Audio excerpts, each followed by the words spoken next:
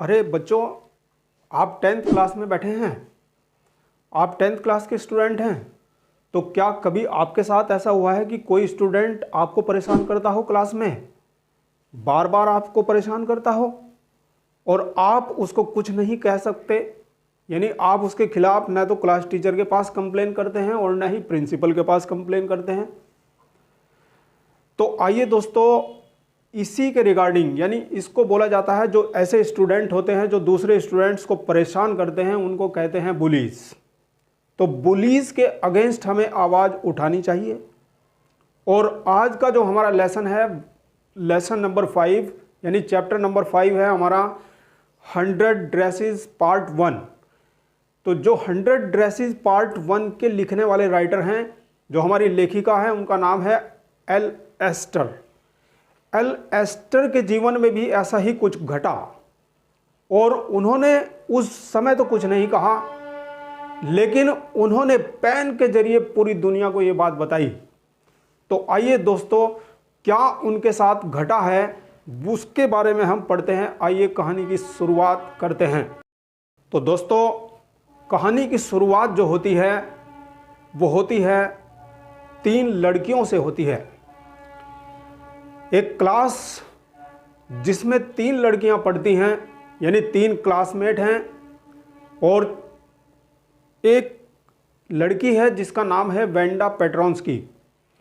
और Wanda Petronski एक पोलिश्ड girl है, यानी अमेरिका में जो पोलिश गर्ल आई हैं उनकी कम्युनिटी से बिलोंग करती है और वो बोगिन्स हाइट पर रहती है।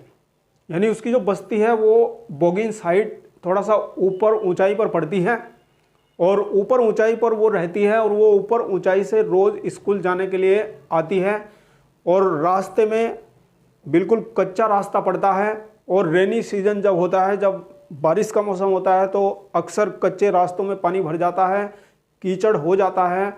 और जब वो उन रास्तों से होकर के नीचे की तरफ आती है, नीचे एक क्रॉसिंग पड़ता है, तो वहाँ तक आते आते उसके जो बूट्स हैं, उसके जो जूते हैं, वो पूरी तरह से मड से केक की तरह लद जाते हैं। अब 2 लड़कियां, यानी 2 उसकी क्लासमेट्स उसका वेट किया करती हैं क्रॉसिंग पर। यानी जैसे ही वो वेंडा पेट्रोन्स के नीचे आती है बोगिन्स हाइट से, तो नीचे की तरफ 2 क्लासमेट्स उसका इंतज़ार करती हैं। एक का नाम होता है पैगी और दूसरी का नाम होता है मैडेलिन। तो पैगी और मैडेलिन दोनों उसका इंतज़ार करती हैं। क्यों इंतज़ार करती हैं, किस वजह से इंतज़ार करती हैं? तो दोस्तों, पैगी जो लड़की है क्लास की, बहुत ही सुंदर लड़की है, प्रेटी गर्ल। उसके पास बहुत सारी सुंदर सुंदर पोशाकें हैं, उसके बैग में हर समय खाने पीने की चीज़ें रहती हैं, बहुत ही अमीर घराने से वो ताल्लुक़ रखती है। और अक्सर पैगी वेंडा पेट्रोन्स्की का मजाक बनाती है दोस्तों, क्योंकि वेंडा पेट्रोन्स्की के पास केवल एक ही पोशाक है पहनने के लिए, केवल एक यूनिफॉर्म उसके पास है, ब्लू कलर्ड यूनिफॉर्म है उसके पास, और एक जोड़ी उसके पास जूते हैं। तो अक्सर ये गेम पैगी उसके साथ खेला करती है, उससे पूछती है, बच्चों के सामने ही पूछती है, यानी पूरी क्लास में भी पूछ लेती है कि तुम्हारे पास कितनी पोशाकें हैं, how many dresses do you have. तो उस समय वेंडा पेट्रोन्स्की के पास हालांकि एक ही ड्रेस है, लेकिन वो जवाब देती है पैगी को कि मेरे पास 100 ड्रेसेस हैं, आई हैव 100 ड्रेसेस। तो ये टाइटल जो जाता है 100 ड्रेसेस पार्ट 1, तो ये यहीं से जाता है। यानी वो आंसर देती है कि उसके पास 100 ड्रेसेस हैं, 100 पोशाकें हैं। फिर मजाक में पैगी उससे कहती है कि तुम्हारे पास सभी की सभी जो पोशाकें हैं वो सब सिल्वर की होंगी, सिल्क की होंगी। तो दोस्तों, ये मजाक बनाया जा रहा है। पैगी इतनी बुरी लड़की नहीं है, अनजाने में ऐसा हो रहा है।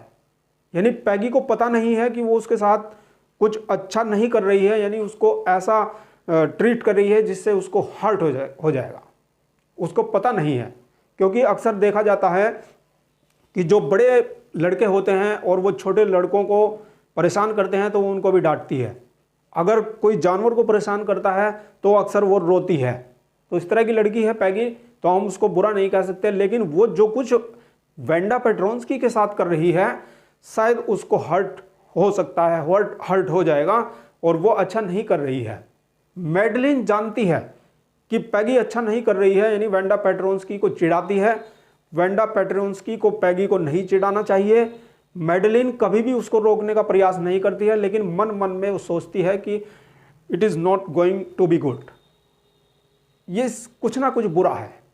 लेकिन वो किस वजह से पैगी को नहीं बोलती है, पैगी को क्यों नहीं रोकती है वेंडा पेट्रोन्स्की को चिढ़ाने से?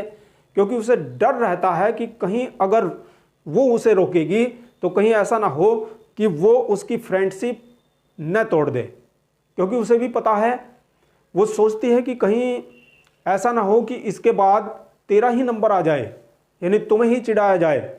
क्योंकि पैगी की जो ड्रेस होती है, यानी पैगी की मॉम, पैगी की मम्मी पैगी की पोशाकों को यानी पुराने कपड़ों को मैडलिन की माताजी को दे देती है, यानी मैडलिन को पहनने के लिए दे देती है, यानी उसको वो मेंट करती है, मरम्मत करती है। उसके फटे पुराने कपड़े जो होते हैं वो मैडलिन ही पहना करती है। तो इस वजह से वो सोचती है कि कहीं तुम्हारा ही नंबर ना आ जाए, तो इस वजह से वो पैगी को रोकती नहीं है वेंडा पेट्रोन्स्की को चिढ़ाने से। तो ये सिलसिला यूं ही जारी रहता है, लगातार चलता रहता है। तो दोस्तों क्या होता है कि एक दिन ट्यूसडे को वेंडा पेट्रोन्स्की नहीं आई, वेडनेसडे को भी वेंडा पेट्रोन्स्की नहीं आई।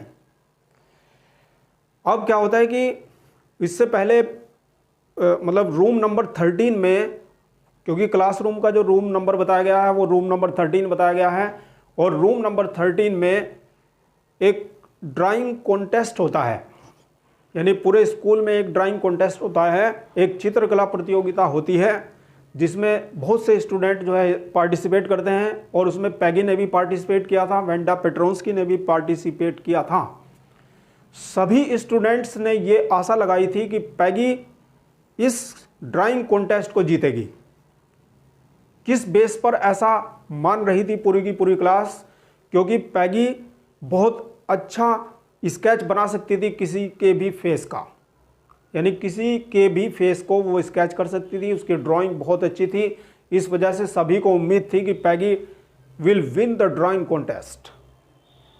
अब क्या होता है कि एक दिन, जिस दिन अनाउंस होना था, यानी जो ड्राइंग कॉन्टेस्ट हुआ था उसके विनर्स के नाम अनाउंस होने थे, तो उस दिन क्या होता है कि बारिश हो रही थी, ड्रिजलिंग हो रही थी। तो वहाँ पर क्रॉसिंग पर पैगी और मैडलिन वहाँ पर वेट नहीं करती वेंडा पेट्रोन्स्की का उस दिन, और वो सीधी स्कूल आ जाती हैं और अम्ब्रेला लिए हुए हैं, यानी अपने छाते के नीचे मैडलिन को ले जा रही है पैगी, और स्कूल में प्रवेश कर जाती हैं। और उस स्कूल में जाकर के रूम नंबर 13 में जाकर के जैसे ही एंट्री करती हैं, यानी जैसे ही वो रूम नंबर 13 में आती हैं, अपनी क्लासरूम में आती हैं, तो एकदम से क्लासरूम को बहुत ज़्यादा डेकोरेटेड पा करके वो बहुत ज़्यादा खुश होती हैं। क्योंकि वहाँ पर बहुत अच्छी अच्छी पोशाकों के, बहुत अच्छी अच्छी ड्रेसेस के स्केच वहाँ पर टंगे हुए थे, यानी 100 स्केच वहाँ पर टंगे हुए थे। अब क्या होता है कि वेंडा पेट्रोन्स्की वहाँ पर नहीं आई थी, यानी आज स्कूल में वेंडा पेट्रोन्स्की नहीं आई थी। क्लासरूम के अंदर मिस मैसन आती हैं, यानी मिस मैसन कौन है? मिस मैसन टीचर हैं क्लास की। रूम नंबर 13 में मिस मैसन यानी जो टीचर हैं वो आती हैं, और वो आकर के वहाँ पर अनाउंस करती हैं, विनर्स के नाम अनाउंस करती हैं। तो विनर्स के नाम अनाउंस जब करती हैं, वो बताती हैं कि लड़कों के बीच में जैक बेगल्स जो हैं वो विजयी रहे हैं, यानी लड़कों में ड्राइंग कॉन्टेस्ट जीता है जैक बेगल्स ने, और लड़कियों में ड्राइंग कॉन्टेस्ट जीता है वेंडा पेट्रोन्स्की ने। तो सभी की उम्मीदों पर पानी फिर जाता है, क्योंकि सभी ने उम्मीद लगाई थी कि पैगी जीतेगी, लेकिन ऐसा नहीं हुआ। वेंडा पेट्रोन्स्की जीतती है, लेकिन वेंडा पेट्रोन्स्की अपने विनर होने का नाम सुनने के लिए क्लासरूम में मौजूद नहीं थी, क्योंकि वो स्कूल नहीं आई थी। तो my dear students, that is the end of this story part 1। तो यहाँ पर स्टोरी जो है हमारी पार्ट 1 की ख़त्म होती है। आगे की स्टोरी जारी रहेगी हमारे नेक्स्ट लेसन में, लेसन नंबर 6 में, द 100 ड्रेसेस पार्ट 2। तो उसको देखना मत भूलिएगा। तो इस तरह से हमारी ये स्टोरी, ये कहानी जो है यहीं पर ख़त्म होती है। ये कहानी आपको कैसी लगी कमेंट सेक्शन में कमेंट करके बताइएगा कि पैगी को ऐसा करना चाहिए था या नहीं करना चाहिए था। तो my dear students, the 100 dresses part 2 देखने के लिए चैनल को सब्सक्राइब कर लीजिएगा और इस वीडियो को कर दीजिएगा like. Thank you very much for watching.